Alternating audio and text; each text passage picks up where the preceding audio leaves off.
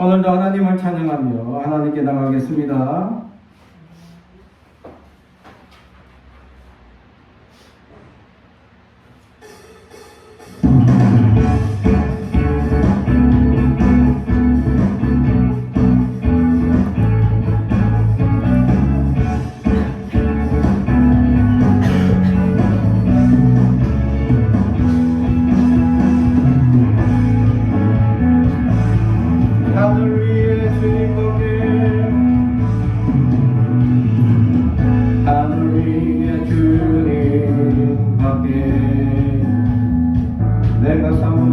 내가 삼을 자 이 세상에 없네. 내 마음과 힘을 믿을 수 없네. 어디 간가지 그 진리를 믿네. 주는 나의 힘이요, 주는 나의 힘이요, 주는 나의 힘이요. 영원히 주를 지하니.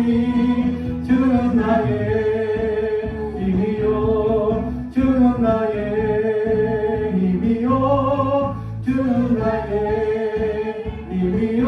영원히 주를 지하니. 영원히.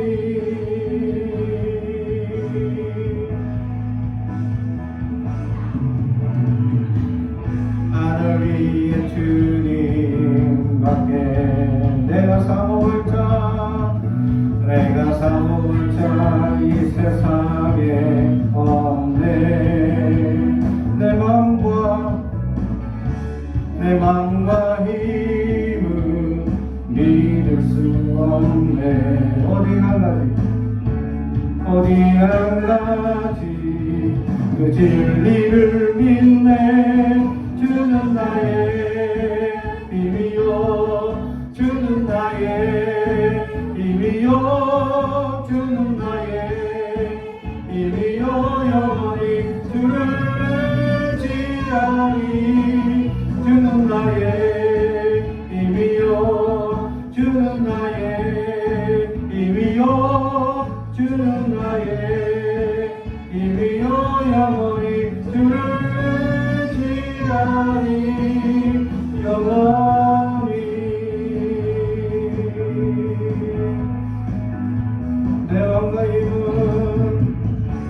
내 마음과 힘을 믿을 수 없네. 오직 한 가지 그 진리를 믿네. 주는 나의 힘이요, 주는 나의 힘이요, 주는 나의 힘이요. 영원히 주를 지하니. 주는 나의 힘이요, 주는 나의 힘이요, 주는 나의 힘이요. 영원히 주를 지하니. 영원히.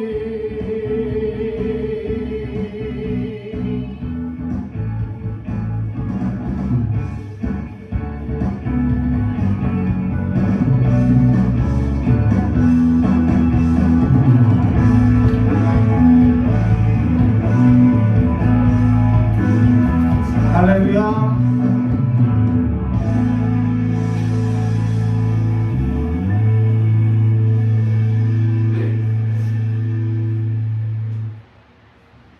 계속해서 우리 천번을 불러봐도 찬양합니다.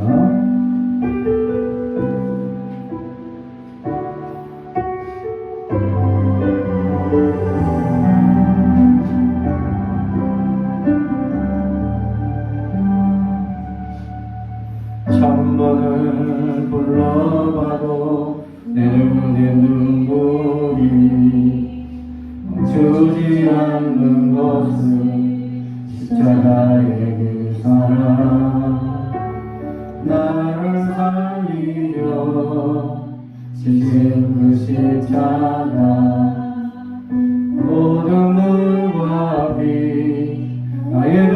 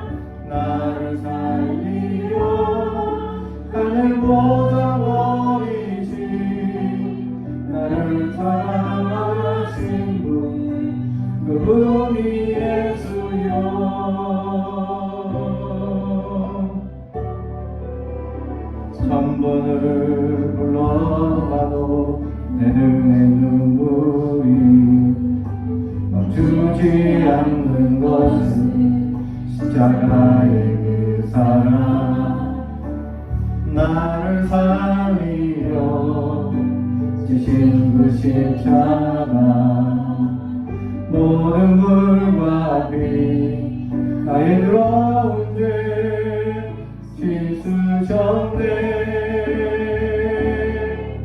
나를 향한 그 사랑, 생명을 내어주사 영원한 생명을 내게 주심을 감사해. 저번을 몰라도 내 눈에는 눈물이 멈추지 않는 것, 십자가의 그 사랑, 나를 살리려 하늘 모자 버리신 나를 사랑하신 분, 그분이 예수여. 저번을 불러도 내 눈에는 눈물이 멈추지 않는 것은 십자가의 그 사랑, 나를 살리려 하늘 보다 버리신 나를 사랑하신 분, 그분이 예수여. 나를 사랑하신 분, 그분이 예수여.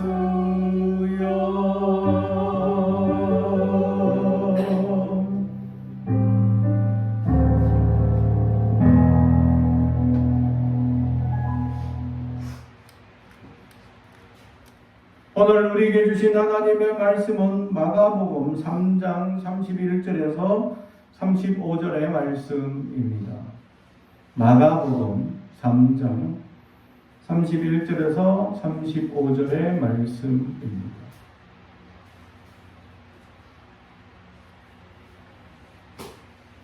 마가복음 3장 31절에서 35절의 말씀을 제가 봉독하겠습니다. 하나님의 말씀을 경청해 주시기 바랍니다.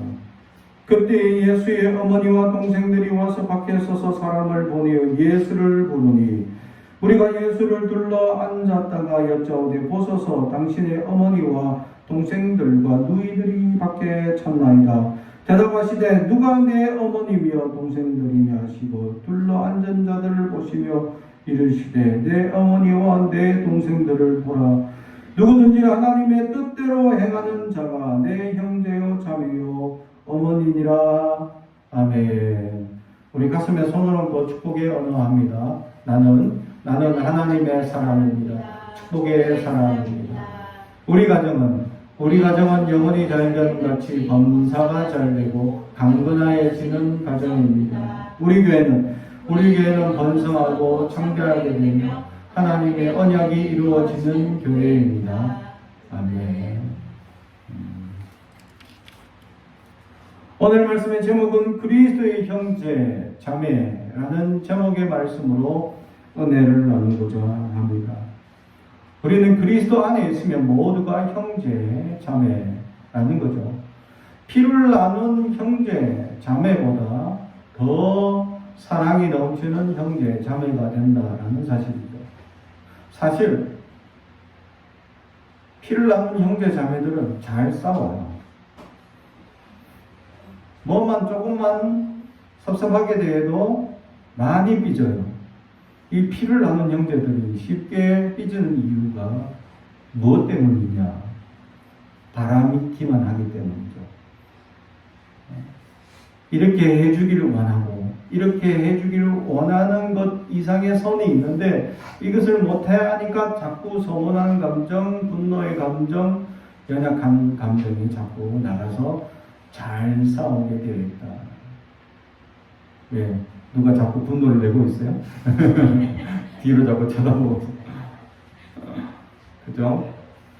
형제 자매 가운데 피를 나눈 형제 자매들 왜 이렇게 잘 부딪히느냐? 너무 가까이 있으니까 그렇다. 그러다가 잠깐 떨어져 봐봐요. 얼마나 보고 싶은지, 얼마나 걱정되는지. 저에게도 형제가 한 명 있습니다. 여동생이 한 명 있죠. 저도 자랄 때 티카테카 하면서 자랐어요. 그래서 그렇게 뭐 애살 맞고 이렇게 잘 자라지는 않았습니다. 특히 여자이다 보니까. 그래서 제가 지금 혼내는 오빠, 얘 역할을 많이 했죠. 여동생이라 부모님이 이제 컸는데 말을 안 들어가지고 막 이제 좀 어려워하니까 제가 이제 대신 이제 혼내기도 하던 그런 여동생이었습니다. 그러다 보니까 그렇게 살갑게 지내는 이제 그런 관계가 되지 못했습니다. 그러다가 어느 날 제가 군대를 간다니까 갑자기 동생이 울면서 오빠 어떻게 왜 오빠 잘가 하면서 막 울어주는 거예요. 그래서 그때 역시 핏줄이 땡기는구나. 그렇다고 해서 내가 군대에 있을 동안에 편지나 뭐를 한 번도 안 붙여줬지만 한 번도 안 보내줬지만 그 보내면서 오빠를 보내면서 군대 간다고 하니까 걱정하는 마음, 눈물로 흘렸던 그 마음이 지금도 눈앞에 선합니다. 그래서 군대 갔다 와서 이제 서로 각자 바쁘다 보니까 점점 이제 가까이 있기는 힘들죠. 서먹서먹 하다가 서로 시집가고 장가가고 이제 각자의 생활이 흩어져 있는데 가끔 전화하면 이제 옛날처럼 뭐 티켓테카 하는 게 아니라 지금은 왠지 대화 속에 서로 보고 싶은 감정, 애틋한 감정들이 남아 있다라는 거죠. 어릴 때 잘할 때는 그런 건 잘 몰랐는데 그거 나니까 서로 잘해주지 못했던 거, 미안한 감정들이 떠오르기도 하고 조금이라도 더 잘해주고 싶은 마음이 넘치게 된다라는 거죠. 이게 형제의 마음이었다라는 사실입니다. 그리고 성경에서 형제를 주신 하나님의 목적이 분명히 기록되어 있습니다. 형제들은 서로 어렵고 힘들 때 도우라고 형제를 또 남매를 자매를 주었다라는 겁니다. 서로 이 땅에 살아가면서 힘들고 어려운 일들을 많이 경험하게 될 것이다라는 거죠. 그런데 형제 자매들이 서로 존재하는 이유는 서로 돕고 서로 세워주고 서로 협력하라고 형제가 있다라는 것입니다. 그래서 제가 형제의 우애가 얼마나 깊은지 한번 연습을 해본 적이 있습니다. 저희 집사람 아내의 형제들한테, 처제와 처형들한테 어느 날 아내가 이렇게 뭐 일을 하다가 계단에서 잘못 미끄러져서 팔을 심하게 다쳤어요.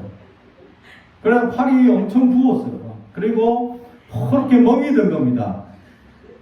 그래서 팔이 너무 멍이 들어가지고 이걸 사진을 딱 찍어가지고 이제 그 형제들한테 보내. 설마 이렇게 사진을 보내면 사람들이 오해하지 않겠지? 라고 했습니다. 그래서 문자를 어떻게 보냈느냐. 누가 때렸단 말도 없고, 이런 혹시나 오해가 생길 수 있으니까, 그냥 내가 못 살겠다. 너무 힘들어. 하고 점점점 하고 보냈어요. 그러니까, 어떻게 됐을까? 난리가 났습니다. 난리가 났어요. 아내 쪽, 남매가 7남매인데, 6명이 여자거든요. 5명이, 6명이 여자잖아요. 7남매 중에서. 그 6명의 여자들 중에 5명이 내가 목사인데도 불구하고 나를 오해하기 시작합니다. 목사님이 우리 아내를 때렸다. 그래서 이렇게 멍들었다. 그래가지고 그 법을 직장을 다니는 이 처제는 말할 필요 없어. 사진 찍어 놓고 빨리 병원 가서 진단서 끊고 빨리 이제 법원 가자. 이렇게 문자가 왔어요. 그리고 막내 처제는 어떻게 이런 일이 있을 수 있냐고 눈이 뒤집어져가지고 내 욕을 막 권사님이 그렇게 욕을 할 줄 저도 몰랐습니다. 아주 심한 욕을 막 하면서 난리가 난 거죠. 그러다가 첫째 처형도 아유 목사님 그럴 뿐 아니야 그럴 뿐 아니야 라고 하시다가 사진을 딱 보는 순간 눈이 뒤집어지더니 설마 이럴 수가 있을까 하면서 막 욕을 하시더니 우리 집에 찾아와서 이제 사실을 밝혀보겠다고 그러니까 막 혹시나 만약에 힘을 썼다면 아주 혼내겠다고 막 욕을 하시면서 겨루셨다라는 거죠. 그래도 제가 믿음 있는 권사님 처형이 한 분 계신데 그래도 이분은 날 믿겠지 라고 했더니 그분이 더 제일 많이 난리치면서 어떻게 목사님이 어떻게 아내를 이렇게 때릴 수 있을까 하면서 막 그렇게 분명히 때린다는 말도 없었고 맞았다는 얘기도 없었는데 문자 속에서는 난리가 났죠. 그래가지고 자매들끼리 연락해가지고 이제 완전 뒤집어지고 난리가 났습니다. 그래가지고 그 순식간에 난리가 난 다음에 전화를 했죠. 아내가 무슨 일이냐고 막 전화가 오고 난리가 났습니다. 그래서 우리 아내가 내가 일을 하다가 계단에 미끄러져서 다쳤는데 팔이 이렇게 부었어 라고 얘기했더니 어떻게 문자를 그렇게 보냈냐고 그래가지고 목사님을 욕했다고 막 난리가 난 거죠. 내가 때려서 그렇게 멍들었다고 오해들을 하게 되었다. 나중에 보니까 역시 형제자매밖에 없구나. 팔이 안쪽으로 부어서 나를 목사임에도 불구하고 내가 그렇게 사람을 패서 멍들게 만들 사람으로 지금까지 내가 같이 산 연도만 24년을 나를 봤는데도 불구하고 그리고 나는 그분들이 처음부터 목회자로 봤기 때문에 목회자로 늘 봐왔던 나를 믿지를 못하고 내가 폭력을 행사한 아주 나쁜 사람으로 여기고 있었다 라는 것에 대해서 제가 너무 서운하고 섭섭하고 속상했던 마음이 있었다라는 사실이죠. 결국 형제 자매들이 똘똘 뭉쳐서 다친 거 그냥 맞았다는 얘기도 없었고 어떻게 때렸다는 얘기도 없었는데 오해를 하고는 이럴 수가 있을까 하고 난리가 나더라. 그죠? 형제 자매들이 서로 모른 척 하다가 나중에 시집가고 이렇게 따로 살아봐요. 그러다가 동생이 어디 아프다거나 혹시 남편한테 어려움 당한다 라는 얘기 들으면 여러분 어떨 거야? 정말 화가 나겠죠. 저도 그런 일이 있었습니다. 내 친동생이 지방에서 이렇게 사업을 하고 있는데 장인어른이 어느 날 갑자기 돌아가시는 바람에 그 장인어른이 돌아가시기 1년 전에 새엄마랑 결혼하셨어. 그래서 집이 복잡하게 된 거야. 그래서 돌아가시면서 재산 문제가 복잡하게 얽혀 있게 돼서 이걸 어떻게 하나 하다가 저쪽 새엄마가 깡패를 동원해가지고 내 여동생 집에 찾아가가지고 난리를 친 거예요. 밤낮으로. 그래가지고 저한테 전화 왔어. 오빠 무서워 죽겠어. 지금 누가 문 앞에 붕붕 걸리고 지금 난리 났어 막. 제가 웬만하면 흥분하는 사람이 아닌데 그때만큼 눈이 꼭지가 돌았어. 그리고는 주일날 예배 끝마치자마자 저녁에 기차를 타고 부산에 내려가서 왕년에 힘 좀 쓴다는 친구들 다 불러모았어요. 왕년에 힘 좀 쓴다는 친구들 다 불러모아 우리도 찾아갔죠. 그래 만나자. 불러놓고 왜 힘없는 여동생이 있을 때 찾아가서 깡패들 동원해서 그러냐. 이제 진짜 깡패를 동원한 거예요. 진짜 깡패. 그래서 깜짝 놀랐죠. 그래가지고 찾아가서 막 우리도 막 만나자 하니까 자기도 놀래가지고 그러면 그 찾아갔던 친구 불러와라 하고 막 화가 나가지고 정말 막 난리를 쳤죠. 그러다가 친구가 이 어려운 사정을 알고 깡패 쪽에 사람들 아는 사람이 있어가지고 우리 사촌 형이 그쪽 업에 일을 하고 계신데 내가 한번 물어볼게 하고 전화를 했어요. 그리고 실제로 같이 가까이 지내고 있어서 그래서 전화를 했더니 실제로 깡패였는데 우리 친구의 사촌 형은 깡패 두목이고 그 친구들은 깡패 밑에 있는 한참 밑에 있는 사람들이었어. 그래가지고 이 친구 어디 그 남의 집에 가가지고 그렇게 행패를 부리냐, 나한테 허락도 없이. 이래가지고 얘들은 도리어 깽하고 완전 일이 잘 마무리되었다라는 사실이죠. 다행으로 어려움 없이 마무리 잘 돼서 얼마나 감사한지 모른다라는 사실이죠. 형제가 이렇게 1년에 한 번 연락할까 말까 이렇게 지내다가도 갑자기 어려움 나가 문제가 생긴다 하면 갑자기 가족에 걱정이 생기는 것이 형제 자매라는 사실입니다. 왜냐하면 같은 부모에 자라면서 같은 사랑, 같은 은혜를 받아오면서 같은 감정, 같은 생활을 공유하면서 많은 것들을 서로 이해하고 공유하며 서로 알아가는 그런 과정을 겪었기 때문입니다. 그러면서 남과 사는 것보다 형제 자매를 좀 더 이해하는 마음이 넓어지고 커지는 현상이 생기게 되어져 있다라는 것이죠. 그것을 우리는 가족이라고 얘기합니다. 오늘 성경에 예수님의 친부모가 찾아옵니다. 예수님의 친엄마가 찾아오고 그리고 예수님의 형제들도 찾아옵니다. 예수님의 형제들 상당히 많습니다. 7남매나 있습니다.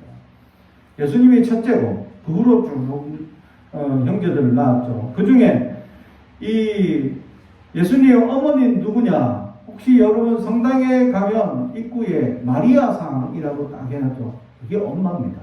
예수님의 엄마. 마리아상을 왜 해놨냐? 엄마에게 부탁하면 기도를 더 잘 들어줄까 하는 천주교의 교리 때문에 마리아상이 생기게 된 겁니다. 우리 기독교는 그래서 마리아상이 없죠. 왜냐하면 엄마한테 기도하지 말고 누구에게? 예수님 이름으로 하나님께 바로 기도하라. 바로 기도. 우리의 유일한 중보자는 예수님밖에 없다라는 사실입니다. 그래서 예수님께 바로 기도하는데 천주교는 마리아 상을 이렇게 숭배하죠. 그래서 예수님의 어머니라는 것 때문에 사람들이 엄마니까 예수님께서 더 들어주지 않을까라는 착각에 빠지게 됩니다. 절대 그렇지 않습니다. 예수님 이름으로만 기도하면 다 들어주신다고 성경은 기록되어져 있습니다. 그러면서 오늘 성경에 분명히 말씀합니다. 내 가족이 누구냐? 내 진짜 가족은 누구냐? 오늘 성경에 이 35절 누구든지 하나님의 뜻대로 행하는 자가 내 형제요 자매요 어머니니라. 아멘. 하나님의 뜻대로 행하는 그 모든 사람이 내 형제요 자매요 내 가족이다 라고 말씀하고 있다라는 것입니다. 그렇습니다. 예수님은 하나님의 뜻대로 행하는 자가 모두 내 형제고 자매다 라고 분명히 말씀해 주고 있습니다. 그리고 하나님의 뜻, 그 하나님의 뜻은 과연 무엇이냐라는 것이죠. 데살로니가 4장 3절입니다. 데살로니가 4장 3절 331페이지에 보면 하나님의 뜻은 이것이니 하나님의 뜻은 이것이다 라고 분명히 밝혀줍니다. 그게 뭐냐? 너희의 거룩함이니 곧 음란을 버리고 각각 거룩함과 존귀함으로 자기의 아내를 대할 줄을 알고 하나님을 모르는 이방인들과 같이 세격을 따르지 말고 일의 분수에 넘어서 형제를 해하지 말라. 이는 우리가 너희에게 미리 말하고 증언한 것과 같이 이 모든 일에 주께서 신원하여 주심이라. 아멘. 거룩한 것이 하나님의 뜻이다 라고 분명히 나와져 있다라는 사실입니다. 사랑하는 성도 여러분, 하나님의 뜻대로 행하는 자가 하나님의 가족이 된다라고 말씀하셨는데 하나님의 뜻은 바로 분명히 성경에 우리에게 보여주고 있습니다. 거룩함이다 라는 것이죠. 거룩함은 무엇이냐라는 사실이죠. 다시 말하면 오늘 세상에서 음란하고 연약한 것들은 우상은 제거하고 하나님만 바라보는 신앙. 다시 말하면 내가 하나님 말고 더 의지하는 그것이 있다면 그것이 바로 죄가 된다라는 것이죠. 거룩하지 못한다라는 것. 한번 물어볼까요? 여러분 최근 좋아하는 아이돌이 누구죠? 내가 그 사람 욕하면 여러분 어떻게 될까요? 욕할 이유는 없지만 혹시나 해서 물어보는 겁니다. 그죠?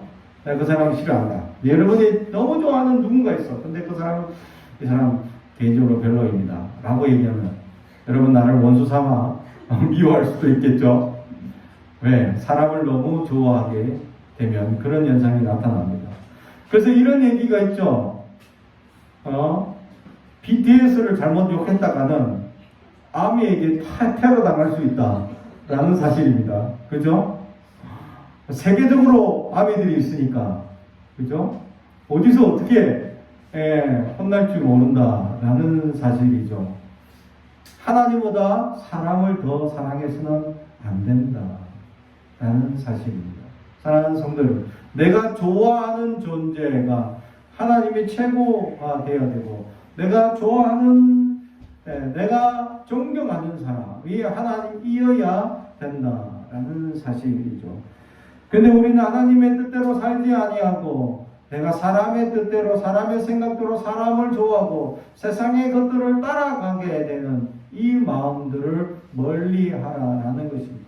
하나님만 의지하고 하나님만 바라보고 하나님께만 기도한다면 성경에서는 세상을 이기는 놀라운 비결을 우리에게 주신다고 말씀하고 있다라는 사실입니다. 사랑하는 성도 여러분, 세상에 수많은 은혜와 역사들이 숨겨져 있고 그 은혜의 역사들 또 하나님께서 역사하시는 놀라운 일들이 계획되어 있고 준비되어 있는데 그 일을 이루시는 분은 하나님이시기 때문입니다. 우리는 흔히들 사람이 이룬다고 착각합니다. 많은 사람들 자신의 스펙, 내가 가지고 있는 학벌 또는 내 위치 또 내 재산 이런 것들로 자기의 사람들은 줄을 세우려 하는 의식들이 있다라는 사실이죠. 심지어는 유치원생들마저도 그런 의식들이 심기워져 있습니다. 그래서 어느 유치원 선생님이 아이들끼리 얘기하는 것을 보고 깜짝 놀랐다고 합니다. 무슨 얘기냐? 야, 너 어떤 집에 살아? 라고 물어보대, 한 명이. 그래서 야, 나는 어떤 집에 사는데 집이 엄청 크고 넓다? 그리고 집이 엄청 높다? 라고 얘기하는 거죠. 몇 층인지 몇 평인지는 얘기 못하고 하여튼 크다 넓다 이것으로 우리 집 잘 산다 너 집 못 살지 라고 서열을 매기려는 거예요. 그러면서 또 하나 우리 집 잘 산다 자랑하려고 하는 게 뭐 우리 집 차 큰 차 있다? 라고 자랑하는 거예요. 뭐 아주 집차처럼 아주 큰 차 아니 봉고차처럼 큰 차인지 모르지만 큰 차를 타고 다니는데 근데 어떤 한 친구가 거기에 지지 않으려고 우리 집은 큰 차는 아닌데 차가 여러 대 있다? 엄마 차, 아빠 차, 우리 다 차 따로 있다? 라고 얘기하는 거예요.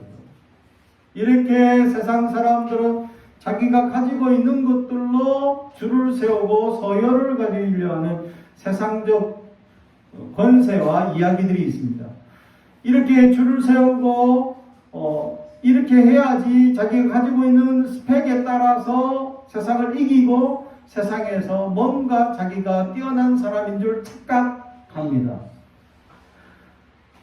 하나님만이 유일하게 일을 이루시는 하나님이다 라는 사실을 우리는 늘 믿고 살아가고 있다라는 사실이죠. 사랑하는 성도 여러분, 하나님의 뜻, 거룩함을 유지하는 것, 거룩함을 유지한다는 것은 늘 하나님의 말씀을 염두하고 하나님의 뜻을 염두하고 예수님처럼 살아가려고 기도하며 살아가는 인생이 된다라는 사실이죠. 사랑하는 성도 여러분, 기도해야 합니다. 하나님께 날마다 때마다 기도해야 합니다. 왜냐하면 우리가 이 땅을 살아갈 때 우리가 할 수 있는 일은 아무것도 없습니다. 하나님이 이루셔야 가능하기 때문이죠. 그래야 하나님께 간절히 기도하며 부르짖고 나아갈 수 있는 것입니다. 우리는 연약한 생각 가운데 빠집니다. 세상을 살아가면서 살아갈수록 세상의 많은 사람들은 세속의 이야기들을 얘기합니다. 세상의 스펙이나 세상의 방법이나 세상의 학벌이나 세상의 재벌, 돈으로 사람들은 서열을 가리고 줄을 세우려고 합니다. 그래서 사람들은 그런 것들을 자랑하죠. 그래서 일명 사람들이 내가 돈이 많다라는 것을 자랑하기 위해서 무엇을 가지고 다닙니까? 명품을 다 가지고 다닌다라는 거죠. 가방 조그만 거 하나가 뭐 몇백만 원 한다는 거죠. 그거 하나 들고 다니면 마치 자기의 프라이드가 높아지는 것처럼 연약하게 생각하는 사람들이 있더라라는 사실입니다. 우리 그리스도인들은 명품으로 자신의 프라이드를 높이는 것이 아니라 그리스도께서 우리의 자존감을 세워주는 하나님의 은혜의 사람들이 되기를 주님의 이름으로 축복합니다.